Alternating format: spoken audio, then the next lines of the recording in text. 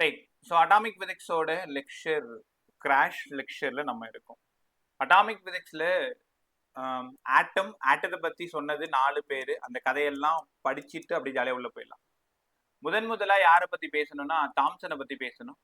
2வது ரூதர்ஃபோர்டை பத்தி பேசணும். 3வது போரை பத்தி பேசணும். 4வது சாமர்ஃபீல்டை பத்தி பேசணும். சாமர்ஃபீல்டு உங்களுக்கு கிடையாது. தாம்சன்ல ஒன்றும் பெருசா வேலை இல்லை. படிக்க போறது Rutherford atom model, Bohr atom model, energy level diagram, spectral series of hydrogen atom, Lyman Balmer Paschen Brackett Pfund, இதுல எப்படிலாம் சம் போடுவாங்கன்றது. ஆனா என்னன்னு தெரியல, லாஸ்ட் இயர்ல ஒரு கொஷின் கூட கேட்கலன்னு நினைக்கிறேன் போன நீட்ல. அதுக்கு முன்னாடி எல்லா வருஷமும் ஒரு கொஷின் மினிமம் கம்பல்சரி இருக்கும். ஸோ இந்த வருஷமும் கம்பல்சரி அதில் ஒரு கொஷின் வந்துடும். ஸோ அதனால கவலைப்பட தேவை, வருது வரலன்றதுலாம் பிரச்சனை இல்லை. உங்க வேலையை ஒழுங்கா செய்யுங்க. அட்டாமிக் பிசிக்ஸ் படிக்கணும் நல்லா. ரைட். தாம்சன் ஆட்டம் மாடல் டக்குன்னு சொல்லிடுறேன். வாட்டர்மேன் மாடல் உனக்கு நல்லா தெரியும். Whole atom is completely positive charge. Electron வந்து அங்கேயும் இங்கேயும் எம்பேட் ஆயிருக்கும். அவ்வளவுதான் இவர் சொன்னது. ஆட்டத்தோட சைஸ் 10⁻⁻10 மீட்டர். படிங்க எல்லாருமே 1 ஆம்ஸ்ட்ராங். ரைட்டா? Atom is stable, atom is neutral. ரொம்ப நல்லா சொன்னது தாம்சன் தான். Atom is stable, atom is neutral. இது வந்து பிரமாதமா சொன்னது தாம்சன் மாதிரி யாருமே சொல்லலை. இதோட ஸ்டெபிலிட்டி. இவர் என்ன சொல்ல மறந்தாரு? சொல்ல மறந்த கதை. இவரு என்ன சொல்ல மறந்தாருன்னா, ஆல்பா ஸ்கேட்டரிங் எக்ஸ்பெரிமெண்ட்டை இவரால சொல்ல முடியல. Drawback of Thomson. இதுல கொஷின்லாம் வர்றதுக்கு பெரும்பாலும் வாய்ப்பு கிடையாது. ஆனா உனக்கு ரூதர்ஃபோர்ட் புரியணுன்றதுக்காக சொல்றேன். ஆல்பா ஸ்கேட்டரிங் எக்ஸ்பெரிமெண்ட்டை இவரால சொல்ல முடியல. அடுத்தது ஸ்பெக்ட்ரல் சீரிஸ் ஆஃப் ஹைட்ரஜன் ஆட்டத்தை பத்தி இவரால் பேச முடியல. இவர் என்ன சொன்னாருன்னா, ஒரு ஸ்பெக்ட்ரல் சீரிஸ் தான் வரும்னு சொல்லிட்டு போயிட்டாரு. ஹைட்ரஜன் ஆட்டம் ஒரே ஒரு ஸ்பெக்ட்ரல் லைன் தான் வரும் அப்படின்னு சொன்னார். ஆனா அவங்க எல்லாருக்கும் தெரியும் போர் என்ன சொன்னாரு, 5 சொன்னாரு. லைமன் பால்மர் பாஸ்கல் பிராக்கெட் ஃபண்டு. ரைட்டா? அப்ப இவரோட டிராபேக் கேட்டவங்க பதில் என்ன? ஆல்பா ஸ்கேட்டரிங் எக்ஸ்பெரிமெண்ட்டை இவரால சொல்ல முடியல. ஒரே ஒரு ஸ்பெக்ட்ரல் லைன் தான் வெளில வரும்னு தப்பா சொல்லிட்டாரு. 5 ஸ்பெக்ட்ரல் லைன் வெளில வரும். அவ்வளவுதான் இவர் கதை. வேற ஒன்னும் விட்ட கதையே இல்லை. ரைட்டா? தாம்சன் நீ கையை வைக்கவே தேவையில்லை. நேரம் எங்க வந்துடுறேன். ரூதர்ஃபோர்ட் முதலா என்ன பண்ணிட்டாருன்னா, தன்னோட குரு பண்ண தப்ப சரி பண்றாரு. தன்னோட குரு யாருன்னா தாம்சன். தாம்சன்ட்ட பிஹெச்டிக்காக போனவர் தான் ரூதர்ஃபோர்ட். அவர் பாக்குறாரு ஆல்பா ஸ்கேட்டரிங் எக்ஸ்பெரிமெண்டால் அவரால் பண்ண முடியல. அப்ப ஆல்பா ஸ்கேட்டரிங் எக்ஸ்பெரிமெண்ட் எல்லா வருஷமும் குறைந்தபட்சம் ஒரு கொஸ்டின் கேட்கக்கூடிய டாபிக் ஆல்பா ஸ்கேட்டரிங் எக்ஸ்பெரிமெண்ட். நான் என்ன பண்றேன், ஒரு லெட் பாக்ஸ் எடுத்துக்கிறேன். இப்ப கொஞ்சம் ஃபாஸ்டா சொல்றேன், புரியலன்னா என்கிட்ட சார் நிறுத்திருங்க. என்ன alpha scattering experiment? Alpha scattering experiment. இங்க ரேடியம் அல்லது ரேடான் பிளேஸ் பண்ணிக்கிறேன். 2 ஸ்லிட்டு S1 S2 ஒரு தின் கோல்ட் ஃபாயில் மேல படுது. பட்டு எல்லா பக்கமும் ஸ்கேட்டர் ஆகுது. அந்த ஸ்கேட்டர் பார்க்கறதுக்கு இங்க ஒரு ஃப்ளோரசன்ட் ஸ்கிரீன் வச்சிருக்கேன். லோ பவர் மைக்ரோஸ்கோப் வச்சு அந்த ஸ்கிரீனை நான் பார்க்கிறேன். இவ்வளவுதான் கதை. ரேடியம் அல்லது ரேடான் இங்க இருந்து ஆல்பா ரே போகுது. நேரா போகணுன்றதுக்காக 2 ஸ்லிட்டு ஒரு தின் கோல்ட் ஃபாயில்ல பட்டு எல்லா பக்கமும் ஸ்கேட்டர் ஆகுது. போய் ஒரு ஃப்ளோரசன்ட் ஸ்கிரீன்ல படுது. ஃப்ளோரசன்ட் ஸ்கிரீன்ல பட்டதை நான் பார்க்கறதுக்காக லோ பவர் மைக்ரோஸ்கோப் இங்க வச்சிருக்கேன். கதை புரிஞ்சிருச்சு. கதையில ஒரு வேலையும் இல்லை நமக்கு. ரைட்டா? என்ன சரிங்க கத்துக்கிறோம்? இப்ப சொல்ல போறது எல்லாம் problem area. Number of alpha particle scattered is directly proportional to thickness of the foil. எல்லாரும் படிங்க. ஃபர்ஸ்ட் ஃபார்ம்ல இந்த லெசன்ல நீங்க படிக்க போறீங்க. அதாவது அந்த கோல்ட் ஃபாயில் இருக்குல்ல, கோல்ட் ஃபாயில், அந்த கோல்ட் ஃபாயிலோட திக்னஸ் நிறைய இருந்தா நிறைய ஆல்பா பார்ட்டிகல் ஸ்கேட்டர் ஆகும். ஸ்கூல் போர்ட்ல இதை படிச்சிருக்க மாட்டீங்க, பட் காம்படிட்டிவ்க்கு இது உண்டு. n is proportional to t. அப்ப T1 திக்னஸ்க்கு N1 அளவுக்கு ஸ்கேட்டர் ஆனா T2 திக்னஸ்க்கு எவ்வளோ ஸ்கேட்டர் ஆகும்? இதான் கேள்வி. வழக்கம் போல நம்ம proportionality sum N2/N1 equal to T2/T1 direct sum. 10 centimetre திக்னஸ்க்கு 1 லேக் அளவுக்கு ஸ்கேட்டர் ஆகுது. 20 சென்டிமீட்டருக்கு எவ்வளவு ஸ்கேட்டர் ஆகும்? அந்த மாதிரி கம்பேர் பண்ணி கொஸ்டின் கேட்பாங்க. கத்துக்கிட்டீங்களா? First formula n is proportional to t. படிச்சிட்டீங்களா? அடுத்து ரெண்டாவது formula, number of alpha particles scattered is directly proportional to 1/sin power 4 θ/2. இதை நீங்க ஸ்கூல்ல படிச்சிருப்பீங்க. எவ்வளவு இம்பார்ட்டன்ட் தெரியுமா? ஆல்பா ஸ்கேட்டரிங்னு யாரு கொஸ்டின் எடுத்தாலும் இந்த ஃபார்முலால எடுப்பாங்க. இல்ல தீட்டா யாரு சார்? தீட்டா ஸ்கேட்டர்ட் ஆங்கிள் எவ்வளவு ஆங்கிள் ஸ்கேட்டர் ஆகுது. நான் டயக்ராம்ல இப்ப காமிக்கிறேன். n is proportional to 1 by sin power 4 theta by 2. 60 டிகிரிக்கு n1, 90 டிகிரிக்கு எவ்வளோ n2, அப்படி கம்பேர் பண்ண சொல்லுவாங்க. இப்போ இங்க இருந்து இதுலயுமே கம்பாரிசன் கொஸ்டின் நான் இப்போ பேப்பர் அனுப்புறேன். அந்த பேப்பர்ல ஃபர்ஸ்ட் கொஸ்டினா இருக்கும். n2 by n1 equal to sin power 4 theta 1 by 2 by sin power 4 theta 2 by 2. இதுல கண்டிப்பா சம் போடணும். n2 by n1 equal to sin power 4 theta 1 by 2 by sin power 4 theta by 2. theta மேல 2 இருந்தா கீழே 2, மேல 1 இருந்தா கீழே 1. n2 by n1 sin power 4 theta 1 by 2 கீழே sin power 4 theta by 2 compare பண்ணணும். இதுலயே சம் போடுங்க. அதான் புத்திசாலித்தனம். ஏன்னா உங்க எல்லாருக்கும் நல்லா தெரியும் 1 by sin நீங்க கொசிகண்ட்னு கூட எழுதலாம். Cosecant power 4 theta by 2. n is proportional to cosecant power 4 theta by 2. cosecant power 4 நான் cosecantோட வேல்யூ எல்லாம் தேடிட்டு இருக்க முடியாது. சைன்னா டக்குன்னு நமக்கு ஞாபகம் வந்துடும். கரெக்டா? சரி, ஒரு மாடல் ஒன்று சொல்லுங்களேன். theta 1 வந்து 30 டிகிரி, theta 2 வந்து 60 degree. Find the ratio of n2 by n1 கேட்குறாங்க. அப்போ இங்க இருந்து என்ன பண்ண போறீங்க? sin power 4 theta 1 30 by 2. 30 by 2 னா 15. 15 அவங்க வேல்யூ கொடுத்துருவாங்க. இல்லைன்னா ஒன்று பண்ணு, இது 16 வச்சுக்கோ, இது 19 வச்சுக்கோ, ஈஸியா நமக்கு தெரிஞ்சிடும். பட் நான் சம்ம சொல்லி தரதுக்காக அவங்க ஒரு வேலை 15 டிகிரி 20 டிகிரினா அங்கே பிராக்கெட்ல உனக்கு அந்த வேல்யூ இருக்கும், நீ கவலைப்பட தேவையில்லை. 60 by 2 30 டிகிரி. இங்க sin பவர் 4 90 by 2 45 டிகிரி. இப்போ இனிமேல் நீங்க போட்டுருவீங்க 1 by 2 whole power 4 1 by root 2 whole power 4. Solve பண்ண ரேஷியோ கிடைச்சிரும். கரெக்டா? இப்படிதான் அந்த சம்ம சால்வ் பண்ணணும். எம்டிஜியில் ஆல்ஃபா ஸ்கேட்டரிங்ல ஃபர்ஸ்ட் 3 கொஸ்டின்ல 3 கொஸ்டினுமே ஆல்ஃபா ஸ்கேட்டரிங் எக்ஸ்பெரிமெண்ட்ல இருக்கிற கொஸ்டின் தான். ரெண்டு ஃபார்முலா கத்து கொடுத்துருக்கேன். n is proportional to t1. Thickness நிறைய இருந்தா number of alpha particle scattered நிறைய இருக்கும். ஸ்கேட்டர்ட் ஆங்கிளுக்கும் நம்பர் ஆஃப் ஆல்ஃபா பார்ட்டிகளுக்கும் என்ன சம்பந்தம்? n is proportional to 1 by sin power 4 theta by 2. n is proportional to 1 by sin power 4 theta by 2 னு அழகா கத்துக்கணும். கத்துக்கிட்டீங்களா? ரைட். அடுத்தது எங்கேயாவது புரியலன்னா ஸ்டாப் பண்ணிருங்க. இன்னொரு டைம் கேட்டுக்கோங்க. ஏன்னா சில லெசன்லாம் நம்மளை காப்பாற்ற போற லெசன். அந்த லெசன்ல இது ஒரு முக்கியமான லெசன். ஒரு பக்கம் கெமிஸ்ட்ரி, ஒரு பக்கம் பயாலஜி, அப்படியே படிச்சுட்டே வா. இதுல அப்படியே உன் கூடையில ஒரு கொஸ்டினா எடுத்து போட்டுக்கினே வாங்க. ஒரு நாள் அது ரொம்ப நிற்கும் முடியறதுக்குள்ளார. அடுத்தது இங்க என்ன சார் நடக்குது கவனிங்க. இந்த எக்ஸ்பெரிமெண்ட்ல என்ன தெரியுமா நடக்குது? இது atom. Atom is completely empty. ஏன் atom is completely empty? most of the alpha ray passing through atom. most of the alpha ray passing through the atom. ஆட்டத்துக்குள்ளார நிறைய ஆல்பா ரே உள்ள புகுந்து போயிடும். அப்ப ஆட்டம் இஸ் கம்ப்ளீட்லி எம்டி. அவருக்கு ஒரே குழப்பம், ஒரே ஒரு ஆல்பா ரே இந்த மாதிரி டிஃப்ளெக்ட் ஆகுது, இந்த தீட்டா ஆங்கிள் டிஃப்ளெக்ட் ஆகுது. இதுதான் அந்த தீட்டான்றது ஸ்கேட்டர்ட் ஆங்கிள். நான் சொன்னல தீட்டா ஸ்கேட்டர்ட் ஆங்கிள். ஆனா ஒரே ஒரு ஆல்பா ரே மட்டும் கரெக்டா போகுது போகுது போகுது போகுது போகுது. இதுக்கு மேல அதால போக முடியல, நிக்குது, நின்று திரும்ப வந்துருது. மறுபடியுமே அவருக்கு ரொம்ப கன்ஃபியூஷன். போயிட்டு வருது போயிட்டு வருது போயிட்டு வருது. அப்பதான் யோசிக்கிறாரு, இது ஆல்பா பாசிட்டிவ். அப்ப பாசிட்டிவ் திரும்பி வருதுன்னா அங்க இன்னும் ஸ்ட்ராங்கா பாசிட்டிவ் இருக்கணும். ஒரு முடிவுக்கு வராரு. the whole positive charge of the atom is to be concentrated in a single point. அதுக்கு பேரு தான் நியூக்ளியஸ்னு பேர் வைக்கிறாரு. அந்த நியூக்ளியஸ்க்கும் அந்த ஆல்பா ரே பக்கத்துல போய் ஹாய் சொல்லிட்டு வந்தது இல்ல, இந்த டிஸ்டன்ஸுக்கு ஆர் நாட்னு பேர் வைக்கிறாரு. ஆர் நாட் வேற யாரும் இல்ல, R naught distance of closest approach.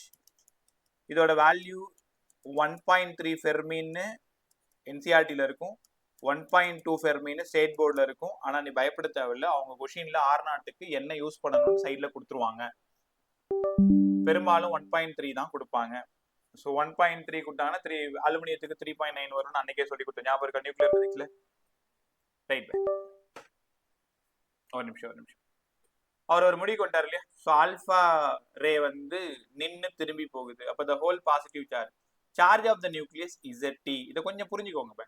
Helium 2He4 அப்படின்னா இதோட சார்ஜ் எவ்வளோன்னா 2E. Lithium 3E, beryllium 4E, boron 5E, carbon 6E, nitrogen, oxygen. ரைட்டா? ஒரே நிமிஷம்.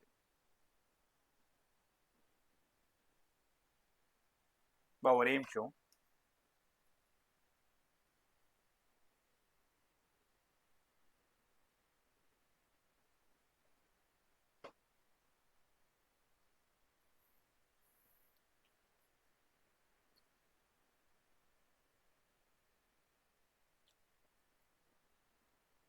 Okay right. ஸோ அடுத்தது நியூக்ளியஸ் பத்தி தெரிஞ்சுக்கிட்டோம். நியூக்ளியஸோட size 10⁻⁻15 metre, that is equals to 1 ஃபெர்மின்னு உங்களுக்கு நல்லா தெரியும், ரைட்டா?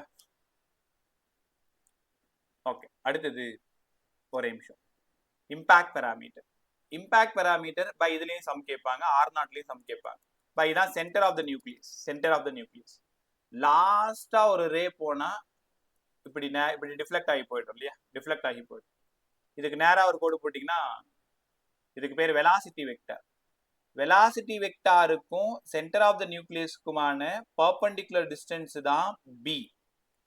பி தான் impact parameter. B impact parameter. கத்துக்கிட்டீங்களா? வேற கதையெல்லாம் வேணாம்.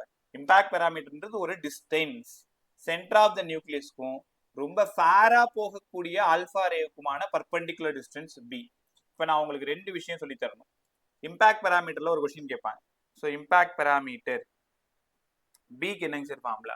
எல்லாரும் ஒரு டைம் என் கூட படிங்க. Impact parameter b equal to ZE square cot theta by 2 by 4 pi epsilon naught half mv square. So என்னோட புரிதலுக்காக இன்னொரு டைம் எழுதுறேன். ZE square cot theta by 2 by 4 pi epsilon naught half mv square. அப்போ impact பெராமீட்டருக்கும் scattered ஆங்கிளுக்கும் என்ன sir சம்பந்தம்? இதான் கேட்ட கேள்வி. cot theta by 2. cot theta by 2 impact parameter is directly proportional to cot theta by 2. இதுல என்ன தெரியுமா क्वेश्चन கேட்டிருக்காங்க? இம்பாக்ட் பெராமீட்டர் 0வா இருக்கணும்னா தீட்டா என்னவா இருக்கணும்? யோசிச்சு பாருங்க. b is proportional to cot 180 by 2 இருந்ததுன்னா cot 90 ஆகும். எல்லாருக்கும் தெரியும் tan 90 இன்ஃபினிட்டினா cot 90 ரெசிப்ரோக்கல் 0 தானே? அப்ப இம்பாக்ட் பெராமீட்டர் எங்க 0 ஆகுது? பாருங்க 180 டிகிரில டிஃப்ளெக்ட் ஆகுது இல்லையா? இங்கதான் இம்பாக்ட் பெராமீட்டர் 0. எடுத்து பாருங்க, நான் அனுப்புற பேப்பர்ல இருக்கும் அந்த கொஸ்டின். ஸோ இம்பாக்ட் பெராமீட்டர் எப்ப 0? உனக்கு 10 செகண்ட் டைம் தரேன், என் கூடவே சேர்ந்து படி. இம்பாக்ட் பெராமீட்டர் எப்ப 0?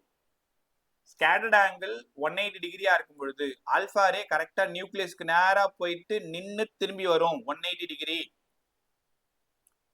இப்போ impact parameters directly proportional to cot theta by 2. இதுல கேட்ட கேள்வி தீட்டா 180 இருந்தாதான் இம்பாக்ட் பெராமீட்டர் 0வா இருக்கும். படிச்சு முடிச்சியா? இடையில வேற எதுவும் பெருசா கேட்டதில்லை. தென் இந்த ப்ரொபோர்ஷனாலிட்டி கேட்கலாம். B is proportional to cot theta by 2. இன்னொரு விஷயம் யோசிச்சு பாரு. இம்பாக்ட் பெராமீட்டருக்கும் கைனடிக் எனர்ஜிக்கும் என்ன சம்பந்தம்? Inversely proportional. அப்ப என்ன தெரியுமா அர்த்தம்? கைனடிக் எனர்ஜி அதிகமா இருந்ததுன்னா இம்பாக்ட் பெராமீட்டர் கம்மியா இருக்கும், ரைட்டா? அது ரொம்ப ரேர். எப்பவுமே இந்த தீட்டா வச்சு தான் கேட்பாங்க. இருந்தாலும் அந்த ஃபார்முலாவை கூட நீங்க பேசுங்க. So b is proportional to 1/2 mv square kinetic energy. கத்துக்கிட்டீங்களா? இது மூணாவது ஃபார்முலா. ஒரு டைம் ஞாபகப்படுத்துறேன். ns proportional to t, ns proportional to 1/sin⁴ theta by 2. இதே கொசீக்கன் பவர் 4 தீட்டா பை 2ன்னு சொன்னாலும் சரிதான். ரேஷியோஸ் நம்ம இந்த ஃபார்முலால போடுங்க.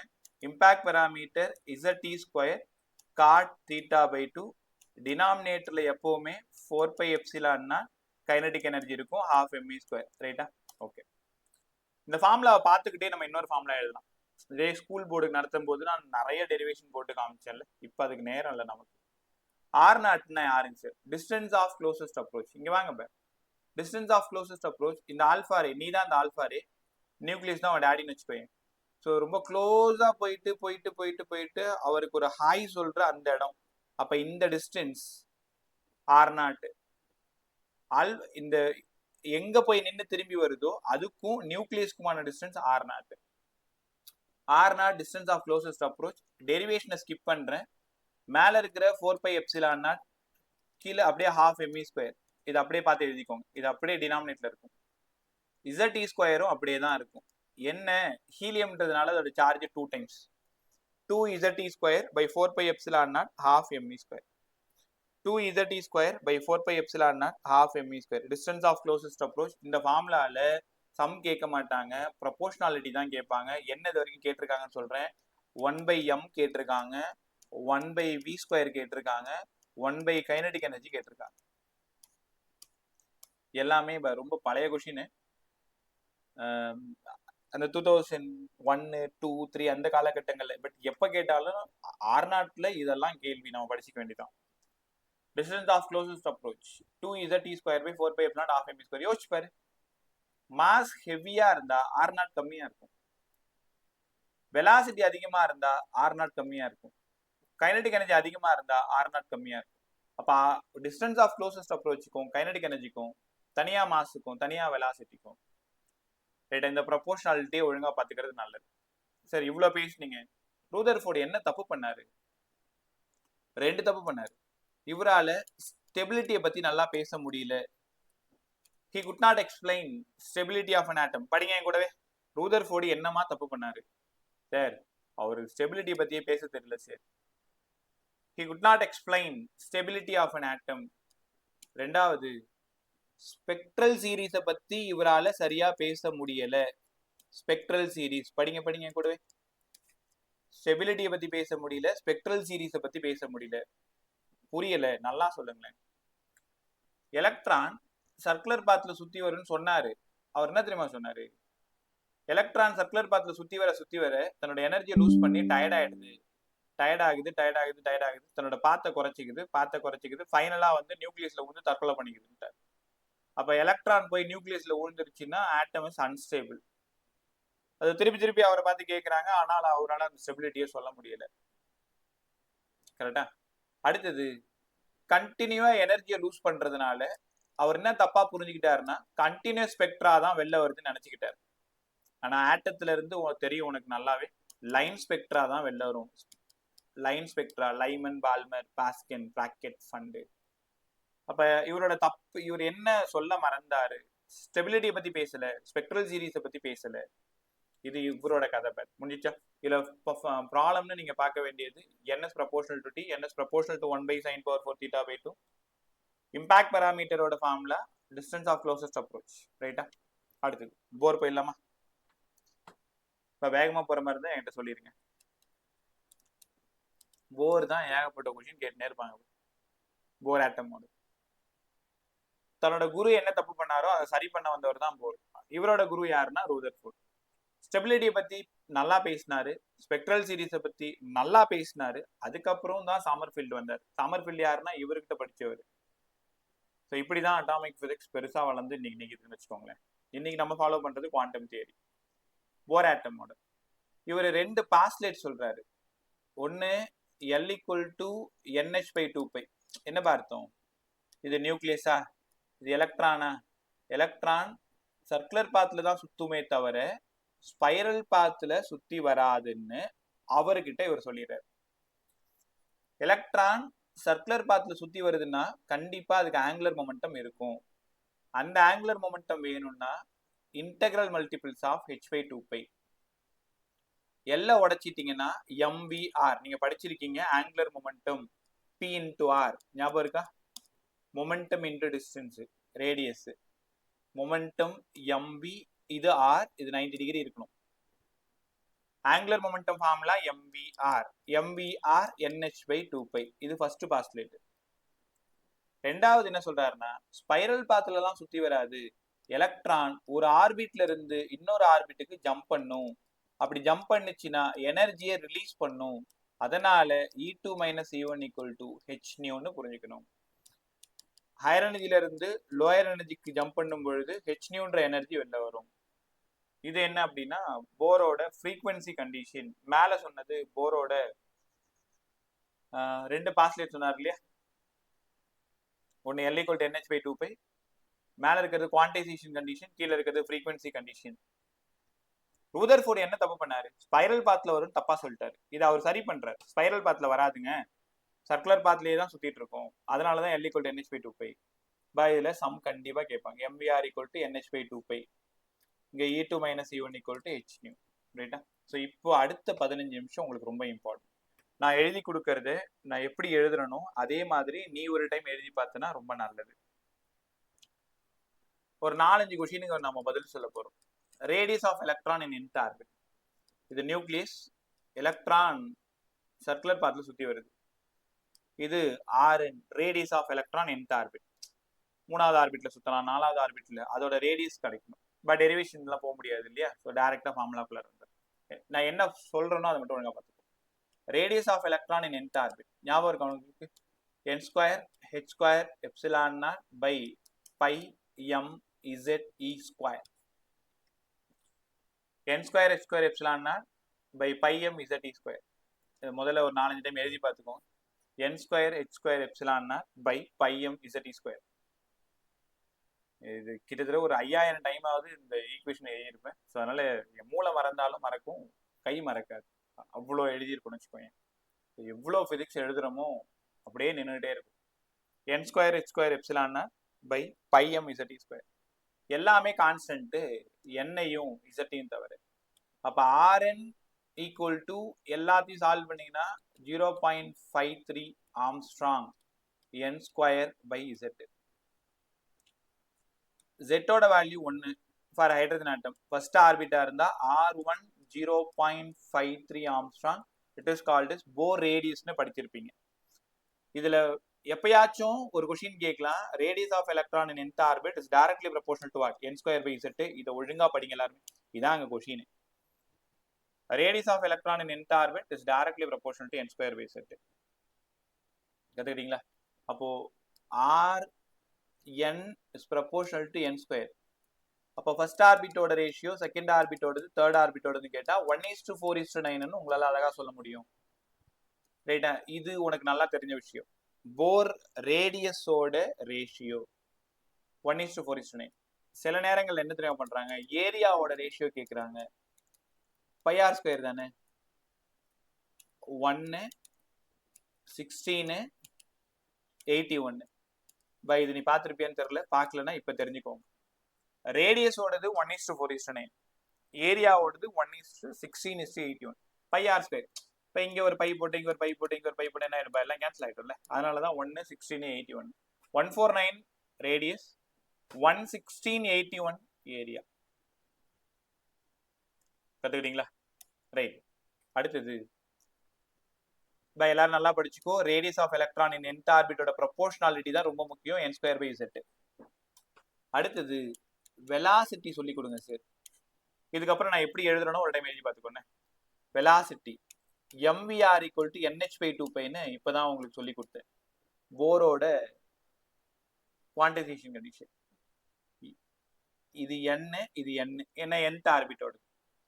h/2π constant, m constant. Velocity of electron in nth orbit proportional to, மேலே ஒரு n இருக்கு, Rn கீழே போயிடும். Velocity of electron in nth orbit மேலே n இருக்கு, Rnக்கு பதிலாக n ஸ்கொயர் பை z மேலே போயிடும். அப்போ velocity of electron in nth orbit directly proportional to z by n. அவ்வளோ இம்பார்ட்டன்ட். நல்லா படி. 2 முறை கேட்டிருக்காங்க. எதை கேட்டாங்கன்னா, இந்த ரைட் சைடில் ஒரு கான்ஸ்டன்ட் போடணும்ல, அந்த கான்ஸ்டன்ட் c/137. நம்பலன்னா அந்த பேப்பரை பாரு. c/137. c speed of light 3 × 10⁸ by 137 z by n. அப்போ velocity of electron in nth orbit ஒன்றும் இல்லை, நியூக்ளியஸ். ஏதோ ஒரு ஆர்பிட்ல எலக்ட்ரான் சுற்றி வந்துட்டு இருக்கு. அதோட வெலாசிட்டி என்னவா இருக்கும்? c/137. சரி, c/137 சரியா தெரியல, நம்பரா மாற்றி கொடுங்க. 2.2 × 10⁶ z by n. எத்தனாவது ஆர்பிட் கேட்குறாங்களோ அத்தனாவது orbit. 2 3 4. z hydrogen atom, helium, lithium எது கொடுக்குறாங்களோ அந்த z. அப்போ சம் போடுறது ரொம்ப ஈஸி, ஏன்னா உனக்கு எல்லாம் ரெடி பண்ணி வச்சாச்சு. கொண்டு போய் நீங்கள் இசட்டையும் எண்ணையும் தான் தள்ளணும். அப்போ Rnோட ப்ரொபோர்ஷனாலிட்டி என்னடா? சரி, n ஸ்கொயர் பை z. Vnோட ப்ரொபோர்ஷனாலிட்டி என்ன? z by n. படிச்சிட்டிங்களா? இது ரெண்டாவது வெலாசிட்டி. எப்போ வெலாசிட்டி தெரிஞ்சதோ மூணாவது ஆங்குலர் வெலாசிட்டி போகணும். இதே மாதிரி ஒரு டைம் நீ எழுதி பார்த்துக்கோ, இல்லைன்னா யாருக்காவது சொல்லி கொடு. v = r⍵ நாங்கள் படிச்சிருக்கோம் சார். அப்போ ω_n வேணும்னா Vn/Rn. Vnக்கு z by n, Rnக்கு n square by z, z square by n cube. அப்போ ஒமேகா என்னோட ப்ரொபோர்ஷனாலிட்டி முடிச்சோமா? இப்படிதான் நீங்க எழுதி பார்க்கணும். ஒமேகா என்னோட proportionality z square by n cube. அதே மாதிரி ஃப்ரீக்வன்சி போடுங்க. ஒமேகாவுக்கு பதிலாக 2π நியூ தானே சார்? ஒமேகாவும் நியூவும் டைரக்ட்லி ப்ரொபோர்ஷனல் தானே? அப்ப ஃப்ரீக்வன்சியோட ப்ரொபோர்ஷனாலிட்டியும் z square by n cube தான். ஆமா, ஒமேகா என்ன ஃப்ரீக்வன்சி வந்துச்சா சார்? உங்களுக்கு தெரியுமா I equal to E by T இல்ல Q by T ன்னு நீங்க படிச்சிருப்பீங்க. 1 by T ஃப்ரீக்வன்சி இல்ல, ஃப்ரீக்வன்சி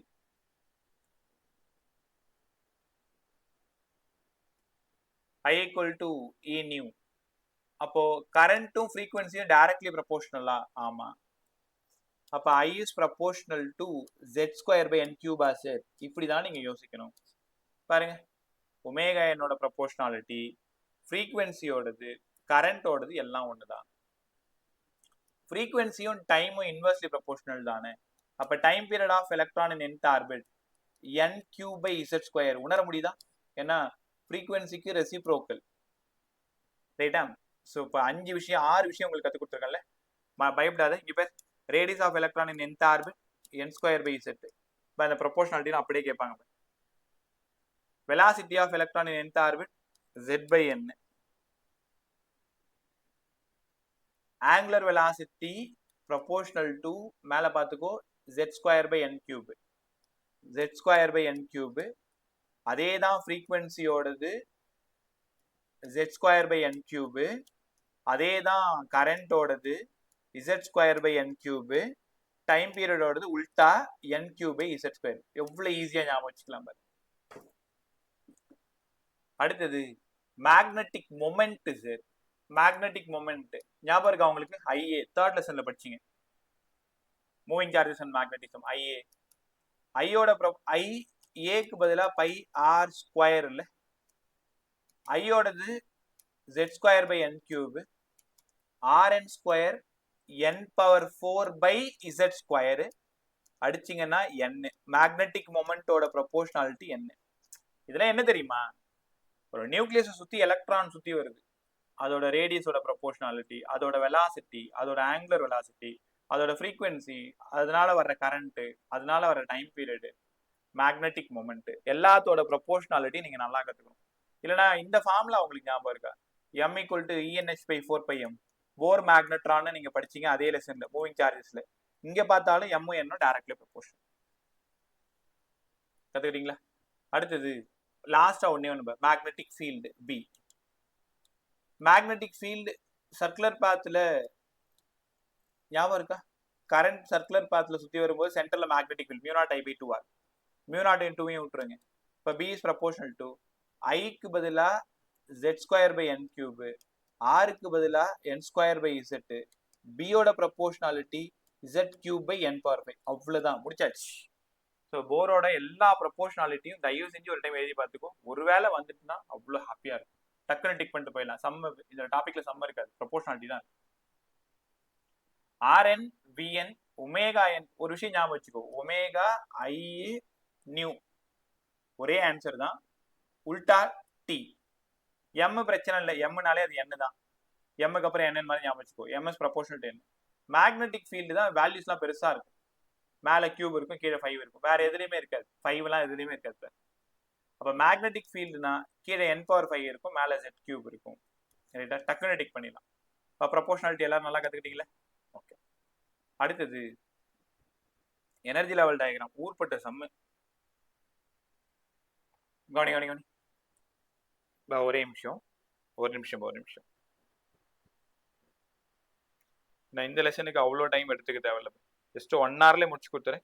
ரிமைனிங் 2 ஹவர்ஸில் கடகடன்னு செம்ம போட்டு பார்த்துட்டு நான் ஈவினிங் இன்னொரு செஷன் தரேன். எல்லாரும் ஃப்ரீயாக இருந்தீங்கன்னா. இன்னைக்கு அந்த பர்சனல் கிளாஸ் இல்லை, டவுட்லாம் கேட்டுக்கலாம். ஒரே நிமிஷம்.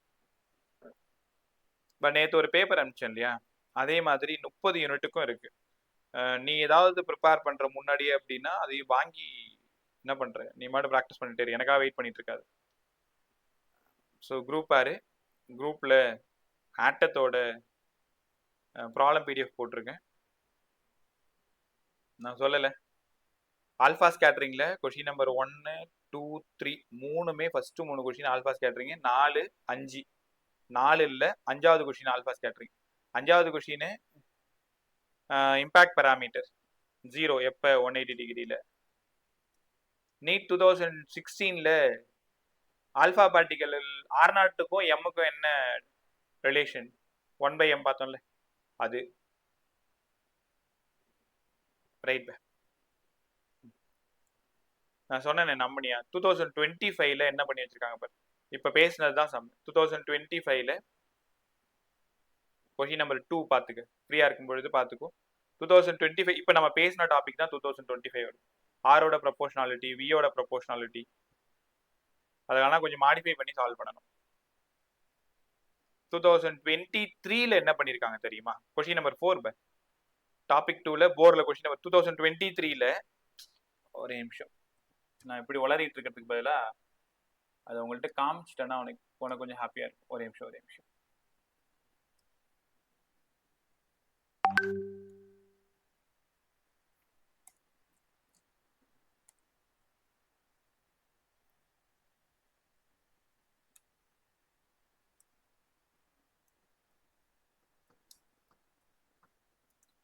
நேற்று டியூல் நேச்சர்ல இருக்கிற எல்லா சமயம் சால்வ் பண்ணிருப்பேன்னு நம்புறேன். ஏதாவது டீல்ல கீழ விட்டுறாத, ஒழுங்கா வேலை செய்.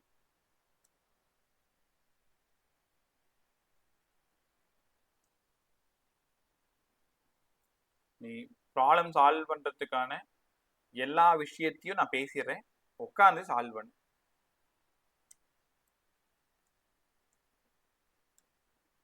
இப்ப ஸ்கிரீன் தெரியும் பாருங்க.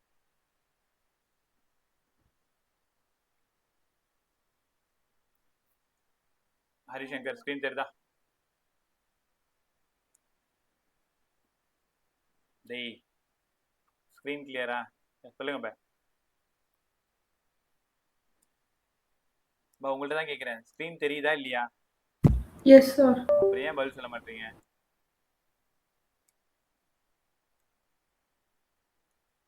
ஓகே, நான் சொல்றது கொஸ்டின் புரியுதா? ஸோ ஆல்ஃபா ஸ்கேட்டரிங் எக்ஸ்பெரிமெண்ட்ல இருந்து கொஸ்டின் நம்பர் 1 2 3 4 5 கொஸ்டின் வரைக்கும் இந்த ஆல்ஃபா உடனே அதை சால்வ் பண்ணி பார்த்து. அங்க இருக்கிறது அந்த 5 கேள்வி தான். என்ன நம்பர் மாத்தலாம், ஐடியா மாத்தலாம், அவ்வளவுதான். போர் ஆட்டம் மாடல்ல ரைட்டா? ஸோ இங்க ஆரோட ப்ரொபோர்ஷனாலிட்டி, வியோட ப்ரொபோர்ஷனாலிட்டி நீட் 2025ல இப்ப பேசின விஷயம். 2023 ரேடியஸ் ஆஃப் தேர்ட் ஆர்பிட். அப்ப third orbit RNS proportional to n square by z.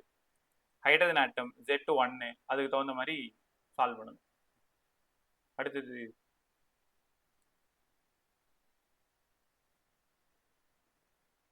இதெல்லாம் இன்னும் நடத்தல, எனர்ஜிலாம் இன்னும் நடத்தல. ஸோ எனர்ஜி தான் இப்போ பேச போறோம்.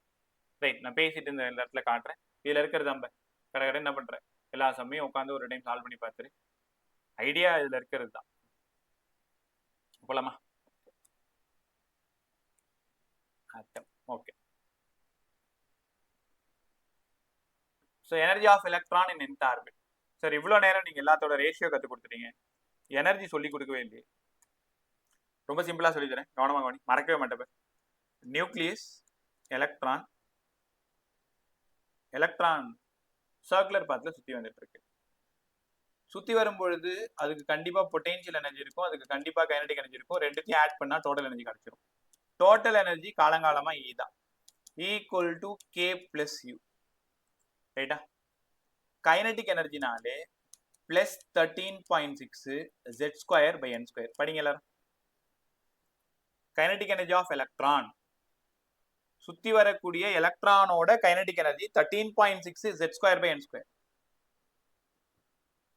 அப்படியே டோட்டல் எனர்ஜி இருக்கு பாத்தீங்களா, இதுக்கு ஒரு மைனஸ் மட்டும் போட்டுருங்க. Minus 13.6 Z² by n². இது டோட்டல் எனர்ஜி.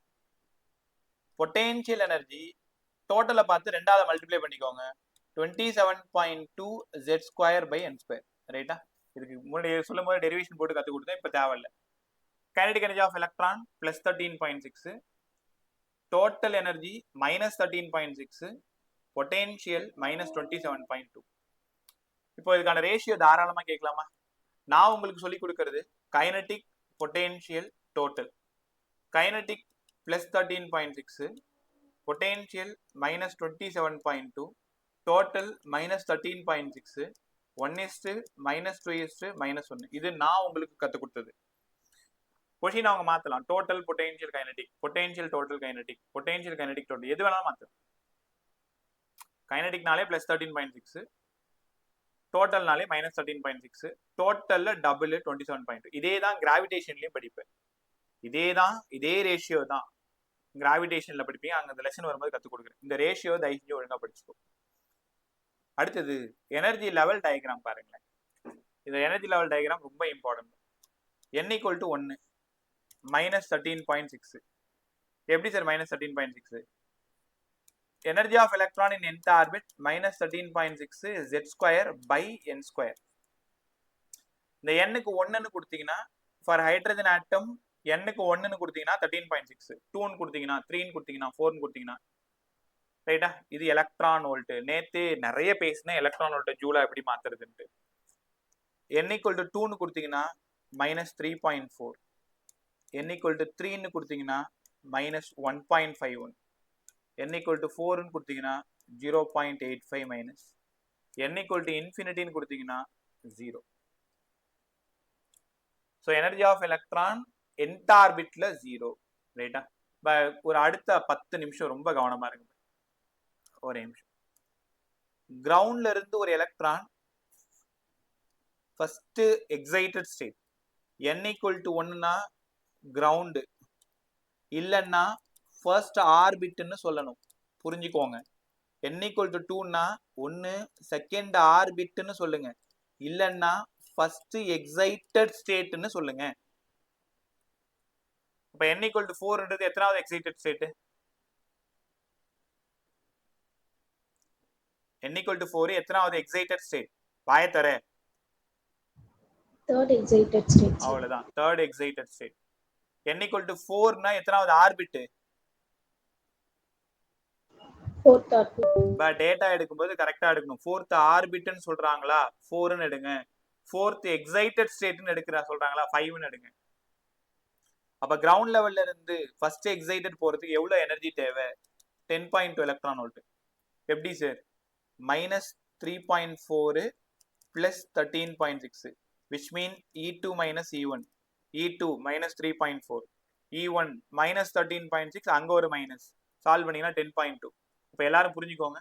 கிரவுண்ட்ல இருந்து ஃபர்ஸ்ட் ஆர்பிட் போனாலும், ஃபர்ஸ்ட் எக்ஸைட்டட் போனாலும், ஃபர்ஸ்ட் எக்ஸைட்டட்ல இருந்து கிரவுண்டுக்கு வந்தாலும், இப்ப நீ தான் கிரவுண்ட்ல இருக்க, நான் உனக்கு 10.2 ரூபாய் கொடுத்தாதான் நீ ஃபர்ஸ்ட் எக்ஸைட்டட் போவ. இப்ப நீங்க ஃபர்ஸ்ட் எக்ஸைட்டட்ல இருக்கீங்க, கிரவுண்டுக்கு குதிச்சா 10.2 ரிலீஸ் பண்ணுவீங்க. ஒன்னு அப்சார்ப்ஷன், இன்னொன்னு எமிஷன். மேல இருந்து கீழே குதிச்சா எமிஷன், கீழே இருந்து மேல போனா அப்சார்ப்ஷன். அப்ப நல்லா கத்துக்கோங்க. ஃபர்ஸ்ட் எக்ஸைட்டட் எனர்ஜி எவ்வளவு? 10.2. எல்லாரும் நல்லா படிங்க. 2 to 1 டிரான்சிஷன், 2 to 1 டிரான்சிஷனோட எனர்ஜி எவ்வளவு? 10.2 எலக்ட்ரான் வோல்ட். 2 to 1 இல்ல 1 to 2, கீழே இருந்து மேல போனா இல்ல மேல இருந்து கீழே வந்தா. கிரவுண்ட்ல இருந்து second excited minus 1.2, 3 to 1 minus 1.51 plus 13.6 எவ்வளவு வரும்? 13.6, 1.51, 12.09 எலக்ட்ரான் வோல்ட். நல்லா படிங்க.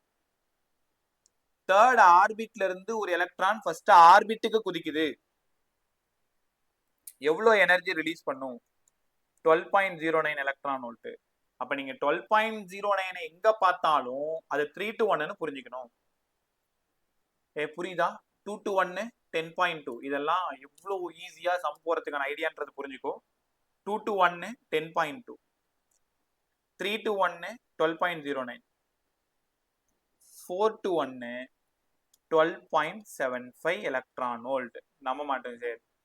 Minus 0.85 plus 13.6, 12.75 electron volt. ரைட்டா? இந்த டிரான்சிஷன் கத்துக்கிட்டீங்களா? முதல்ல இங்க வாங்க எல்லாரும். 2 to 1, அதாவது கிரவுண்ட்ல இருந்து ஃபர்ஸ்ட் எக்ஸைட்டடுக்கு போனாலும், ஃபர்ஸ்ட் எக்ஸைட்டட்ல இருந்து கிரவுண்டுக்கு குதிச்சாலும் அங்க செலவாகிற எனர்ஜி எவ்வளோ? 10.2 எலக்ட்ரான் வோல்ட். படிங்க. 3 to 2 12.09 electron volt. தப்பு பண்றேன், நீயும் டக்குன்னு யாரும் சொல்லல. 3 to 1 4 to 1 12.75 electron volt. இப்போ இன்னொரு முக்கியமான விஷயம், நம்பர் ஆஃப் ஸ்பெக்ட்ரல் லைன் எவ்வளவு வரும்? இப்போ இது கேட்ட கொஸ்டின்ல நம்பர் ஆஃப் ஸ்பெக்ட்ரல் லைன், அதுக்கு இந்த ஃபார்முலா பயன்படுத்துங்க, n × n - 1/2. இப்போ 4th ஆர்பிட்ல இருந்து குதிக்குதா, 4th ஆர்பிட்ல இருந்து, அப்ப இங்க 4ன்னு வச்சுக்கோங்க. 4 × 4 - 1/2 6 பாருங்க. 4 to 1ல 6 டிரான்சிஷன் இருக்கும், 6 ஸ்பெக்ட்ரல் லைன் வெளில வரும். நீ நம்பல தானே? இங்க பாரு, 4 to 1னா 4 to 3 1, 4 to 2 1, 4 to 1 1, அதுக்குள்ள 3 to 2, 3 to 1, 2 to 1. அப்ப நான் கேட்கறதுக்குலாம் பதில் சொல்லு. எப்பெல்லாம் நீங்க 12.75 பாக்குறீங்களோ அப்பெல்லாம் உங்களுக்கு ஞாபகம் வர வேண்டியது 4 to 1, அப்பெல்லாம் 6 ஸ்பெக்ட்ரல் லைன் வெளில வரும். இதுதான்பா அங்க கேட்க போற சம்ம. அதுதான் நீ இங்க சால்வ் பண்ணியே பார்த்துட்டோம். முதல்ல ஒரு எலக்ட்ரான் 4th ஆர்பிட்ல இருந்து கிரவுண்டுக்கு வருது, 3rd ஆர்பிட்ல இருந்து கிரவுண்டுக்கு வருது, ஃபர்ஸ்ட் எக்ஸைட்டர்ல இருந்து கிரவுண்டுக்கு வருது, 2nd ஆர்பிட்ல இருந்து கிரவுண்டுக்கு வருது. எவ்வளவு எனர்ஜி ரிலீஸ் பண்ணும், எத்தனை ஸ்பெக்ட்ரல் லைன் வெளில வரும், ரைட்டா? நான் ஒரே ஒரு டைம் தெளிவா சொல்லிடுறேன். இங்க வாங்க, 4 to 1 4 to 1னாலே எவ்வளவு எனர்ஜி ரிலீஸ் ஆகும்? 12.75. நம்பர் ஆஃப் ஸ்பெக்ட்ரல் லைன் எத்தனை? 6.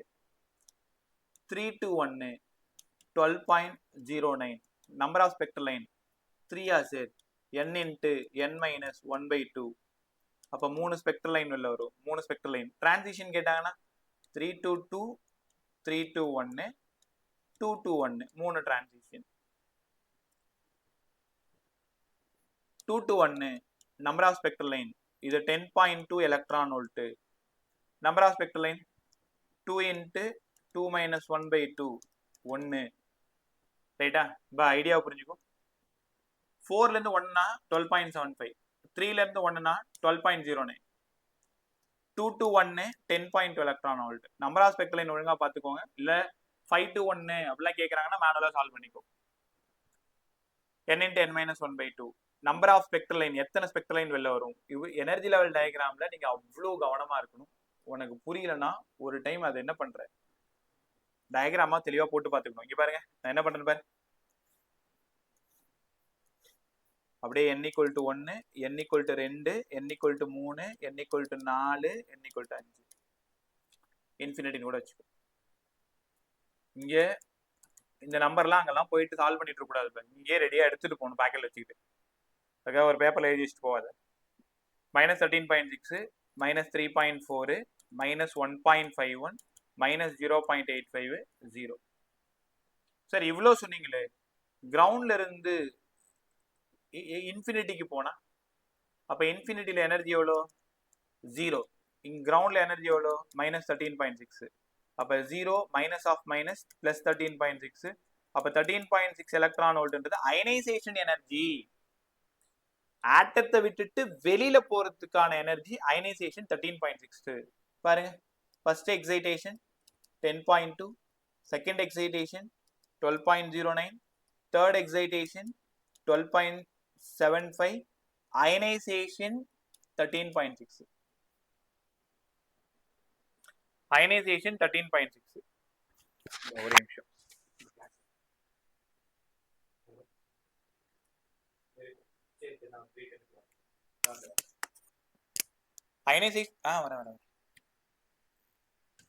அயனைசேஷன் எனர்ஜி, அயனைசேஷனா கிரவுண்ட் விட்டு வெளில போறது, அதாவது ஆட்டத்தை விட்டு வெளில போறது 0. நல்லா கத்துக்கிட்டீங்களா? அடுத்தது பகவானி, இன்னொரு முக்கியமான விஷயம்.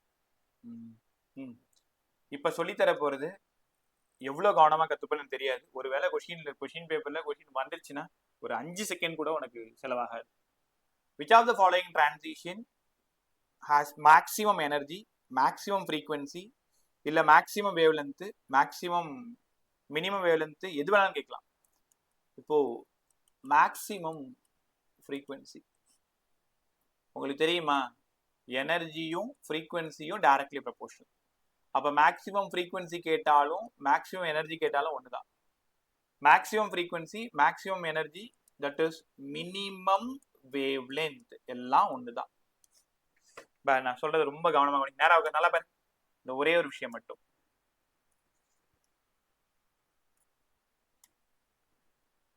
இங்க பாரு, இந்த மாதிரி maximum frequency, maximum energy, minimum wave length. இப்ப ஆப்ஷன்ல 2 to 1, 5 to 4, 3 to 2, 6 to 2, infinity to 2 இந்த மாதிரி கொடுத்துருக்காங்க.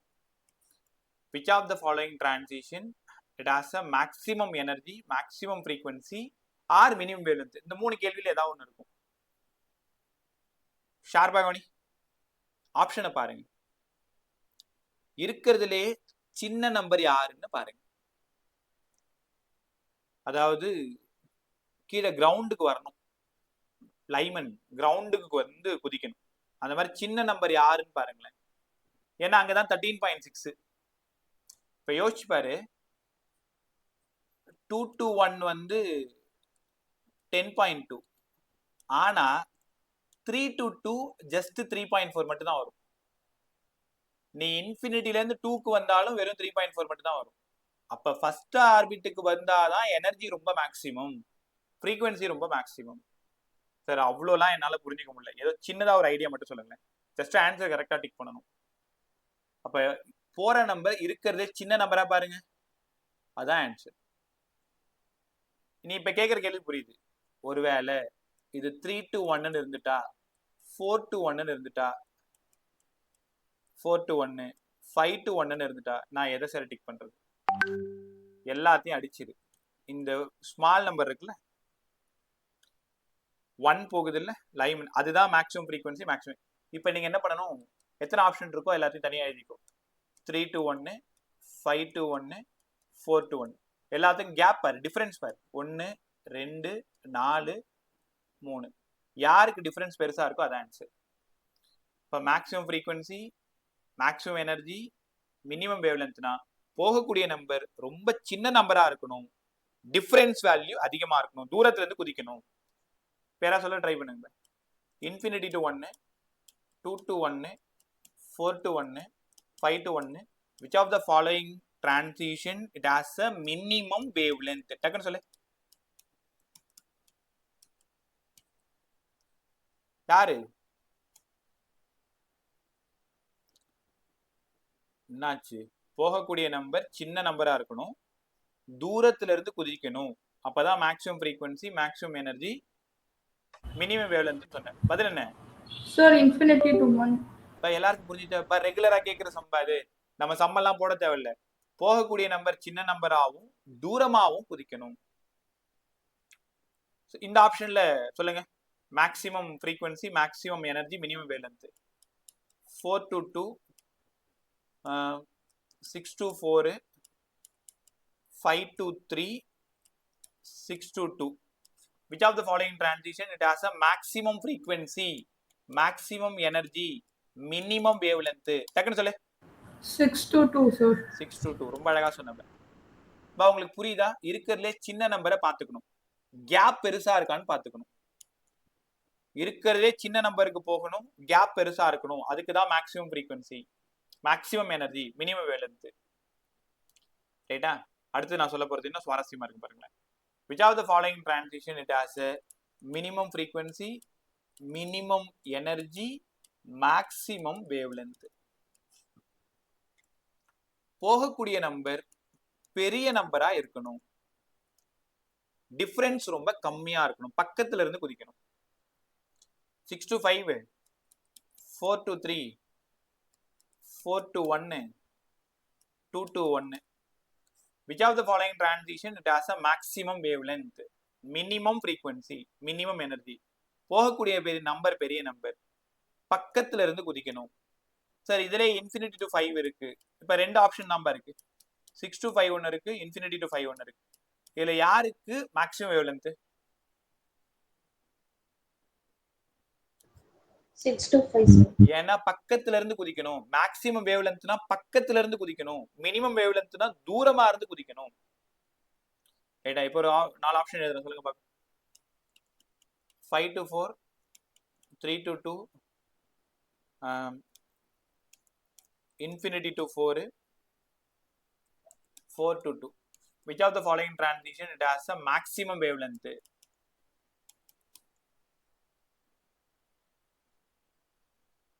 இந்த நாலுத்துல யாருக்கு maximum wavelength? 5 to 4 sir. 5 to 4. அழகா சொன்ன. போகக்கூடிய நம்பர் பெரிய நம்பர், பக்கத்துல இருந்து குதிக்கணும். சரி பை, இதுல எந்த டிரான்சிஷனுக்கு எனர்ஜி மேக்ஸிமம்? எனர்ஜி மேக்ஸிமம் யாரு? 4 to 2 sir. அவ்வளவுதான். போகக்கூடிய நம்பர் சின்ன நம்பர், தூரமா இருந்து குதிக்கணும். இந்த இடம் மேக்ஸிமம் ஃப்ரீக்வன்சி, மேக்ஸிமம் எனர்ஜி. இந்த இடம் மேக்ஸிமம் வேவ்லென்த். மேக்ஸிமம் வேவ்லென்த்னா மினிமம் ஃப்ரீக்வன்சி, மினிமம் எனர்ஜி. குழப்பிக்க மாட்டீங்க நம்புறேன். லாஸ்டா நேராக எதுவும் எழுத வேண்டாம், அப்படியே என்னப்பா, maximum energy, maximum frequency, minimum wavelength இப்படி இருந்தா போகக்கூடிய நம்பர் சின்ன நம்பரா இருக்கணும், தூரத்துல இருந்து குதிக்கணும், டிஃபரன்ஸ் பெருசா இருக்கணும். இதே maximum wavelength, minimum frequency, minimum energy, ஏதாவது ஒண்ணு ஞாபகம் வச்சுக்கோ. மேக்ஸிமம் ஃப்ரீக்வன்சினா தூரமா குதிக்கணும், சின்ன நம்பருக்கு குதிக்கணும். மேக்ஸிமம் வேவ்லென்த்னா பெரிய நம்பருக்கு குதிக்கணும், பக்கத்துல இருந்து குதிக்கணும். இப்ப நம்ம ஒரு முடிவுக்கு வந்துடலாமா? நம்ம எல்லாத்தையும் குழப்பிக்க வேண்டாம். மேக்ஸிமம் ஃப்ரீக்வன்சி, மேக்ஸிமம் வேவ்லென்த் படி ஞாபகம் வச்சுக்கலாம். மேக்ஸிமம் ஃப்ரீக்வன்சியை பார்த்துட்டீங்கன்னா போகக்கூடிய நம்பர் சின்ன நம்பரா இருக்கணும், தூரத்துல இருந்து குதிக்கணும். மேக்ஸிமம் வேவ்லென்த்னா போகக்கூடிய நம்பர் பெரிய நம்பரா இருக்கணும், பக்கத்துல இருந்து குதிக்கணும். அப்ப மேக்ஸிமம் ஃப்ரீக்வன்சினா உனக்கே புரியும், மேக்ஸிமம் எனர்ஜி, மினிமம் வேவ்லென்த். அதனால நீங்க ஒன்றை மட்டும் ஞாபகம் வச்சுக்கோங்க, குழப்பிக்காதீங்க. முடிஞ்சா யாருக்கா சொல்லி கொடுங்க.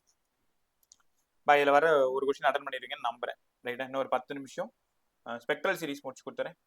Spectral series of hydrogen atom செம்மையா இருக்கும் பா சாமி. இதுக்கு சால்வ் பண்றதுக்கு அறிவெல்லாம் இருக்கணும்னு அவசியமே இல்லை. என்ன சார் திடீர்னு இப்படி சொல்லிட்டீங்கன்னு கேட்காது. நிஜமாலுமே அட்டாமிக் பிசிக்ஸ்ல ஒரு கொஸ்டின் அட்டன் பண்றதுக்கு பெரிய ஜீனியஸா இருக்கணும், அறிவாளியா இருக்கணும் அப்படிலாம் இல்லை. உட்காந்து 4 ஃபார்முலா எழுதி பார்த்து 4 சம்ம போட்டு பார்க்கணும். ஒட்டுமொத்த பிசிக்ஸ் படிக்கிறதுக்கே அவ்வளவே போதும். ஐன்ஸ்டீன் அளவுக்கு யோசிக்கணும்ன்றது இல்லை. இல்லைன்னா என்னை மாதிரி ஆட்கள் எல்லாம் பிசிக்ஸ் டீச்சர் ஆக முடியுதுன்னா நீ எல்லாம் பயங்கரமான ஆட்கள்னு வச்சுக்கோங்க. சாருக்கு இந்த மாசம் என்ன சரியா ஃபீஸ் வரல போல் இருக்கு, அதான் நம்மள ஏற்றி விடுறாரு நீ நினைக்கிறது எனக்கு புரியுது. அப்படிலாம் இல்லை. வெறும் சினிமா பாட்டை மட்டுமே எழுதி வச்சுட்டு பாஸ் பண்ணால் நான் எம்எஸ்சி ஃபைனல் இயர்ல அப்பதான் காதல் கொண்டேன் படம் வருது. காதல் கொண்டேன் தெரியும்ல, தனுஷ் நடிச்ச படம். அதுல இருக்கிற எல்லா பாட்டும் எனக்கு அத்துப்படி. அப்ப பார்ட் டைம் வேலை பண்ணிட்டு இருக்கும் பொழுது இந்த பாட்டு பாட விஷயம் பிடிக்குன்றதுனால அந்த பாட்டெல்லாம் கத்து வச்சிருந்தேன். எப்பயாவது சின்ன சின்ன ஆர்கெஸ்ட்ரா கூப்பிடுவாங்க, அப்ப போயிட்டு லாஸ்ட் அந்த கோரஸ் பாட விடுவாங்க. எப்பயாவது சின்ன சின்ன வாய்ப்பு கொடுப்பாங்க. அப்ப அந்த தேவதையை கண்டேன், காதலில் விழுந்தேன், உயிருடன் கலந்து விட்டாள், ஞாபகம் இருக்கு அந்த பாட்டு உங்களுக்கு?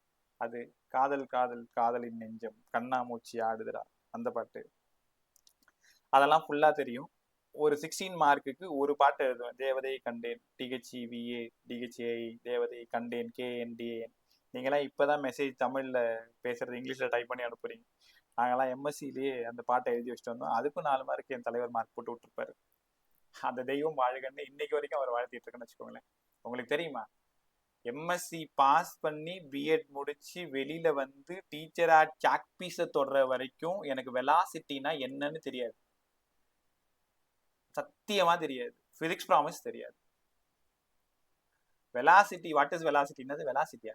வெலாசிட்டி தமிழ் மீடியமே. திசை வேகம்னா ஒரு திசையில் செல்லக்கூடிய வேகம். வெலாசிட்டினா நீங்க எப்படி விடுவீங்க? Rate of change of displacement. என் கதையெல்லாம் ஒரு மாதிரி மோசமான கதையாருன்னு வச்சுக்கோங்க. பட் இப்ப ஓரளவு சொல்லக்கூடிய பிசிக்ஸ் டீச்சர். காரணம் வேலை, கத்துக்கணும். கத்துக்கிட்ட பிசிக்ஸை பசங்களுக்கு ஆக்சுவலா படிச்சது உனக்கு கத்துக் கொடுக்கணுன்றதுக்காக படிச்சது. எம்எஸ்சி பிஎட் வரைக்குமே பேர் தான் பிசிக்ஸ் படித்தேன். பிசிக்ஸுக்கு ஸ்பெல்லிங் மட்டும்தான் தெரியும். உங்களுக்கு தெரியுமா, ஃபினமினான்ற வார்த்தைக்கான அர்த்தம் கூட பிஎட்ல பக்கத்துல உட்காந்துருக்கிற ஒரு பையன் தான் சொல்லி கொடுத்தான். டே, ஃபினமினான் அப்படின்னா நிகழ்வு, இப்ப நடந்துகிட்டு இருக்கிறது. அதான் சொல்லல, நான் நீ என்ன நினைக்கிறேன்னு இப்ப புரியுது. உங்ககிட்ட போய் நாங்கெல்லாம் படிக்கிறோமான்னு யோசிக்கிறேன்னு எனக்கு தெரியுது. ரைட்டா? அதுதான் பா. ஸோ என்னைய மாதிரி ஆட்களே பிசிக்ஸ் படிக்கும் பொழுது இப்ப 12th நீங்க எவ்வளவு சூப்பரா இருக்கீங்கல்ல. இன்னைக்கு முடிவு பண்ணா கூட நீங்க ஜெயிச்சிடலாம். இப்ப இந்த நிமிஷம். சரி, 30 நாள் தானே இருக்கு. 30 நாள் இருக்குன்னு பா. 30 நாள் தானே இருக்குன்றதுல 30 நாள் இருக்குல்ல. கேட்டா? ஸோ அதனால பேய் மாதிரி வேலை செய்யுங்க. அதே மாதிரி ஒரு விஷயத்த எடுத்துக்கணும்னா எம்எஸ்சி வந்து மொத்தம் 16 பேப்பர். நான் 13 பேப்பர் அரியர், ஃபைனல் இயர் வரைக்குமே 13 பேப்பர் அரியர். அந்த 13 பேப்பரையும் ஒரே செமஸ்டர்ல லாஸ்ட் செமஸ்டர்ல கிளியர் பண்ணணும். ஏன்னா எனக்கு ஃபீஸ் கட்டினது எங்க மேடம் கட்டிவிட்டாங்க. அவங்க முன்னாடி போய் அசிங்கப்பட்டு நிக்க கூடாதுன்றதுக்காக இந்த ஒரே செமஸ்டர் 13 பேப்பரும் அப்ப கிளியர் ஆயிடுச்சு. எப்படியோ பாஸ் பண்ண வச்சுக்கோ. மனப்பாடம் பண்ணது, பிட் அடிச்சது, காப்பி அடிச்சது, இதெல்லாம் ஒரு குழப்பம்னு கேட்கறது எனக்கு புரியுது. ஆனா எடுத்துக்கிட்ட வேலையை கரெக்டா செஞ்சு முடிச்சிட்டோம். எம்எஸ்சிலே அந்த 13 பேப்பர் கம்ப்ளீட் பண்ணியாச்சு. இந்த நிமிஷம் இந்த இந்த ஒரு மாசம் முடிவு பண்ணிட்டீங்கன்னா இருக்கிற 24 மணி நேரத்துல பெர் டேக்கு எவ்வளோ டைம் வந்து சாப்பிட போறது, அப்புறம் தூங்குற டைம், இதெல்லாம் போக மீதி இருக்கிற எல்லா நேரமும் உன்னோட நேரம் தான்.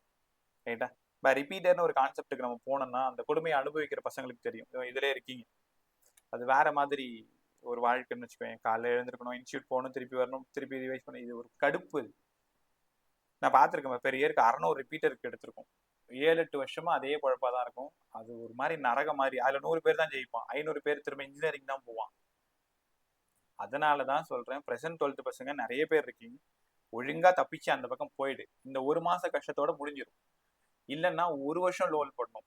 பேரண்ட்டு டம்ளர்ல காப்பி வைக்கும் போதும் தண்ணி வைக்கும் போதும் பொட்டுன்னு தான் வைப்பாங்க, கையில தந்து கொடுக்க மாட்டாங்க. நீ ஜெயிச்சாதான் வீட்லயே மரியாதை. இந்த டயலாக் கேள்விப்பட்டிருப்பீங்க, தெரியுதா? ஸோ அதனால அதெல்லாம் ஞாபகம் வச்சுக்கிட்டு ஒரு டைம் தான் வாய்ப்பு, ஒரு டைம் முடிச்சு விட்டு போயிட்டே இருக்கணும். ஸோ நம்ம வேலையை இப்போ வந்துரு. Spectral series of hydrogen atom, Lyman, Balmer, Paschen, Brackett Pfund, இல்லை பிராக்கெட் ஃபண்ட் சீரீஸ். பா இதுல சம் போறது ரொம்ப இம்பார்ட்டன்ட். கிளாஸ் முடிச்சதும் முதல்ல நீங்க இதுல சம் ஆரம்பிங்க. லைமன் லைமன் எங்க இருந்து வேணாலும் ஃபர்ஸ்ட் ஆர்பிட் குதிக்கணும். 2 to 1, 3 to 1, 4 to 1, infinity to 1. நல்லா புரிஞ்சுக்கோங்க, தூரத்துல இருந்து குதிச்சா maximum frequency, minimum wave length. பக்கத்துல இருந்து குதிச்சா maximum wave length. Spectral series of hydrogen atom formula 1/λ equals to r 1/n1 square minus 1/n2 square. இன்னும் கிளியரா கத்துக்கணும்னா நான் ஒரு வீடியோ அனுப்புறேன், ஃப்ரீயா இருக்கும்போது பாரு. சார் நீங்க ஃபாஸ்டா சொல்றது சரியா புரியலன்னா அதுல ரொம்ப டீடைலா கத்து கொடுத்துருப்போம். இல்ல இதே போதும் உனக்கு. So 1/λ equal to r 1/n1 square minus 1/n2 square. இப்போ மேக்ஸிமம் கண்டுபிடிக்கலாமா? Lambda max. அப்போ 1/λ மேக்ஸ் வேணும்னா r 1/n1 square 1, 1/n2 square 4, 4 minus 1 3/4. அப்ப லாம்டா மேக்ஸ் வந்து 4/3r. r உங்களுக்கு தெரியும், ரிட்பர்க் கான்ஸ்டன்ட். 1.1 யூஸ் பண்ணுங்க, 10⁻7. 1.09 அதுல போட்டிருப்பாங்க, அதெல்லாம் சால்வ் பண்ணிட்டு இருக்க முடியாது. 1.1 யூஸ் பண்ணிக்கோ. Lambda max 4/3r. அப்படியே லாம்டா மினிமம் கண்டுபிடிங்களேன். n1 1, n2 infinity. 1/λ minimum r 1/n1 square. 1/n2 square anything by infinity 0. அப்ப லாம்டா மினிமம் 1/r. இப்படிதான் நீங்க கண்டுபிடிக்கணும். கவனி, எந்த டிரான்சிஷனா இருந்தாலும் மேக்சிமம் வேவ் லென்த்னா பக்கத்துல இருந்து குதிக்கணும், மினிமம் வேவ் லென்த்னா தூரமா இருந்து குதிக்கணும். ரெண்டுத்துக்கும் இதே மாதிரி சால்வ் பண்ணி லாம்டா மேக்ஸுக்கும் லாம்டா மினிமத்துக்கு ரேஷியோ எடுக்கணும். 4/3r. லாம்டா மேக்ஸுக்கும் லாம்டா மினிமத்துக்கு ரேஷியோ எடுக்கணும். 4/3r, 1/r, 4/3. ரைட்டா? இப்ப நீ என்ன நல்லா புரிஞ்சுக்கணும்னா, ஃபர்ஸ்ட் மெம்பர்னா என்ன? எல்லாத்துலயும் ஒரு டிரான்சிஷன்லயே கத்து கொடுத்துறேன். ஃபர்ஸ்ட் மெம்பர்னா பக்கத்துல இருந்து குதிக்கணும். சீரிஸ் லிமிட்னா என்ன? சீரிஸ் லிமிட்னா தூரத்துல இருந்து குதிக்கணும். அப்போ ஃபர்ஸ்ட் மெம்பர்ல யாரு கிடைப்பா? லாம்டா மேக்ஸ் கிடைக்கும். சீரிஸ் லிமிட்ல யாரு கிடைப்பா? லாம்டா மினிமம் கிடைக்கும். இது லைமனோடது. லைமன் எங்க சார் கிடைக்கும்? யூவில தான் கிடைக்கும். லைமன் எங்க கிடைக்கும்? யூவில கிடைக்கும். ரைட்டா? ஸோ 1 நான் சொல்லி கொடுத்துருக்கேன், 2வது நீங்க சொல்லுங்க, 3வது நீங்க சொல்லுங்க. அவ்வளவுதான், கிளாஸ் முடிஞ்சிச்சு. கவனி. யாராவது சொல்லுங்க. பால்மரோட ஃபர்ஸ்ட் மெம்பர் 2. 3 to 2ல பால்மரோட ஃபர்ஸ்ட் மெம்பர் 3 to 2. பால்மரோட சீரிஸ் லிமிட் இன்ஃபினிட்டி டு 2. பால்மரோட ஃபர்ஸ்ட் மெம்பர்ல யார் மேக்ஸிமம்? Lambda maximum. சீரிஸ் லிமிட்ல யார் மினிமம்? Lambda minimum. அதே மாதிரி ஃபார்முலால போடுறீங்க, லாம்டா மேக்ஸுக்கும் லாம்டா மினிமத்துக்கும் ரேஷியோ கண்டுபிடிக்கிறீங்க. கத்துக்கிட்டீங்களா? இப்போ பால்மரோட ஃபர்ஸ்ட் மெம்பர்னா மேக்ஸிமம் வேவ்லென்த். பாஷன் பை இது விசிபிள் ரீஜியன் பை விசிபிள் ரீஜியன். பாஷன் சீரிஸ் யாரா சொல்லுங்க பை. பாஷனோட first member 4 to 3. Series limit Infinity to 3. Paschen first மெம்பர்ல யார் மேக்ஸிமம்? இது லாம்டா மினிமம். வழக்கம் போல லாம்டா மேக்ஸுக்கும் லாம்டா மினிமத்துக்கும் ரேஷியோ எடுத்துருங்க, அவ்வளவுதான். இப்போ வேற ஒண்ணுமே இல்லை. இன்னொரு விஷயம் என்ன பண்ணுவாங்கன்னா கம்பேர் பண்ணுவாங்க. ஃபர்ஸ்ட் மெம்பர் ஆஃப் லைமனும் last member of series limit of பால்மரும் ஈக்குவலா இருக்குன்னு வாங்க. அப்ப ஃபர்ஸ்ட் மெம்பர்னா உனக்கு புரியணும். ஃபர்ஸ்ட் மெம்பர் ஆஃப் லைமனா 2 to 1, சீரிஸ் லிமிட் ஆஃப் பால்மரா Balmer Lyman Balmer 2, series limit infinity 2. அப்ப அது ரெண்டுத்தையும் ஈக்குவேட் பண்ணணும். சரிதா? சொல்லுங்க பாப்ப. லைமனோட சீரிஸ் லிமிட்டும் ஃபேஷனோட ஃபர்ஸ்ட் மெம்பரும் ஈக்குவல் அப்படின்னா லைமனோட சீரிஸ் லிமிட் இன்ஃபினிட்டி டு 1, பேஷனோட first member Lyman Balmer fashion 3 4 to 3. அப்ப இங்க வழக்கு போல 1/λ equal to R 1/λ equal to ரெண்டு ஈக்குவேட் பண்ணி என்ன கேட்கறாங்களோ கண்டுபிடிக்கணும். யோசிக்கணும். லைமன் பால்மர் பாஸ்கன் பிராக்கெட்டோடது ஃபர்ஸ்ட் மெம்பர் 5 to 4, பிராக்கெட்டோட ஃபர்ஸ்ட் மெம்பர் 5 to 4, பிராக்கெட்டோட series limit infinity to 4. Compare பண்ண கத்துக்கோ. நான் இன்னைக்கு இன்னொரு செஷன் கொடுக்குறேன். என்ன இது அவசரமா நடத்த வேண்டாம். 7:30க்கு அப்புறம் ரெடியா இருங்க.